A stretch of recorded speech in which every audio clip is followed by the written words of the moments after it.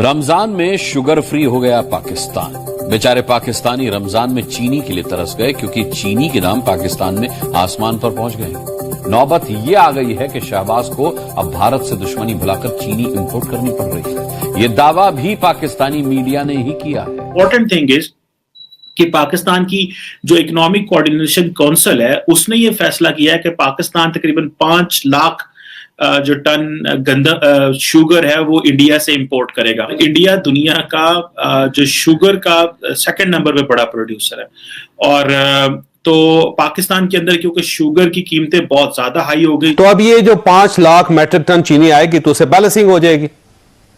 देखें जावेद साहब, पहले तो देखें, आपको भी पता है चीनी एक्सपोर्ट क्यों किया आपने, जब आपको पता था कि चीनी नहीं है मुल्क में।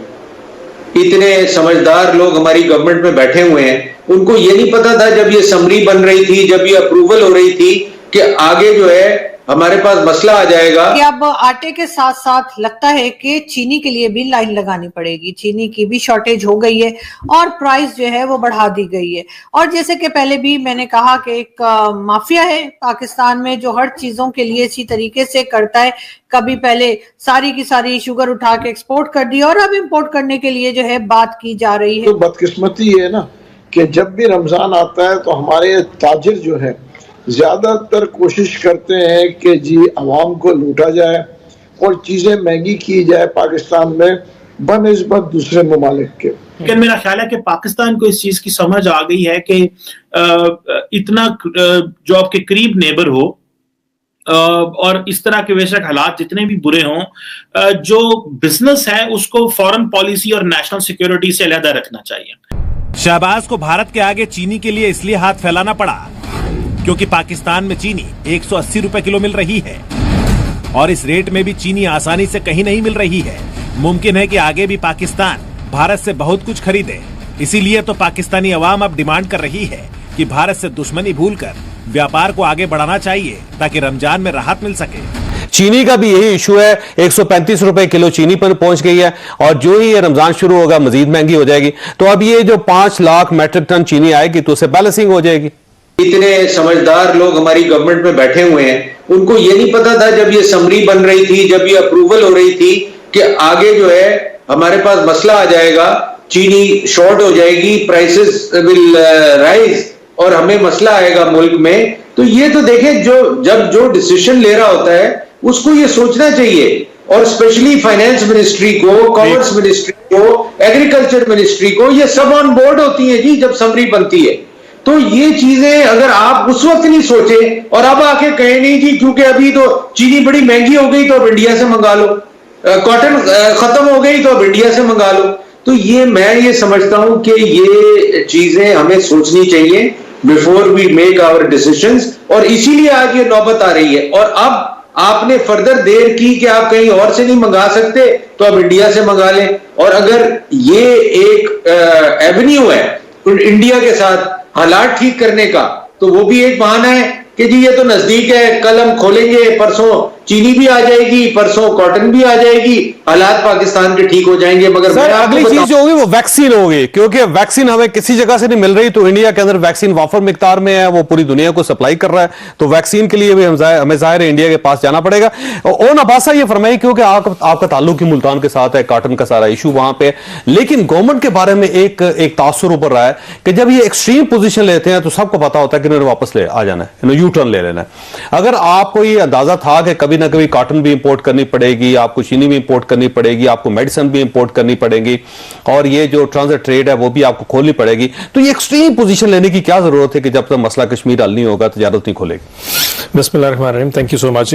सर पहला तो जवाब है कि जैसे मानवी साहब फरमा रहे थे और मैं भी छोटा मोटा एक जिम्मेदार हूँ, कपास और जो शुगर केन है ये दोनों फसलें एक ही टाइम पे चलती हैं सर। अनफॉर्चुनेटली जैसे मानी साहब फरमाया कि जी 14 मिलियन से जब 9 मिलियन पे बेल्स आई, इत्तेफाक देखिए कि हमारी जो टेक्सटाइल एक्सपोर्ट्स हैं इस वक्त $10 अरब सिर्फ इस 8 महीने में उसकी एक्सपोर्ट ज्यादा जा चुकी है। अगर हम कॉटन इंपोर्ट नहीं करते तो टेक्सटाइल इंडस्ट्री को बहुत बड़ा धक्का लगने जा रहा था। एक अपनी जगह इशू।